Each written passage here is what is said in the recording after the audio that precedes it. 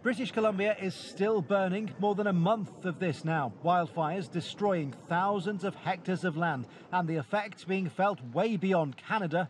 Across the border here in the United States, because those fires have, in part, helped push the price of lumber right up lately, which means for those people building homes, it has suddenly got a lot more expensive. The lumber is at all-time high in terms of cost. Rick's feeling this firsthand. The demand is high and the supply is low, and as quickly as it's coming in, it's not sitting in inventory, it's going back out the door.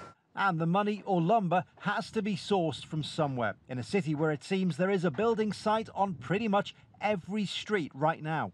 It's a big issue because when the mills shut down in Canada, then our lumber mills here are trying to ramp up to make up the difference. But we're also in a potential fire season here in the Northwest as well. So there's some issues there of them being able to meet the supply. Lumber futures have soared in the last few weeks, partly starting here.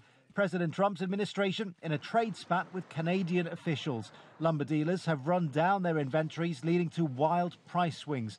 Add in the fires, it is the old story of supply and demand, though demand still not as high as it was during the housing boom. We see the price spike from April to May. However, later on, it kind of declined back.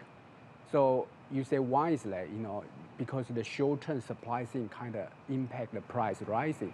However, in the long run, the demand is still not as high as before. A third of lumber used for homes in the US comes from Canada, and some traders report prices shooting up by as much as 20% recently. Question is the homeowner going to end up paying for this? If you buy a place, I buy a place, will we have to absorb this cost? Definitely not. So the builder's going to absorb the cost of increased construction costs. It's not going to be passed on to the buyer because ultimately the cost of the home is determined by the open market, not by the cost to build the home.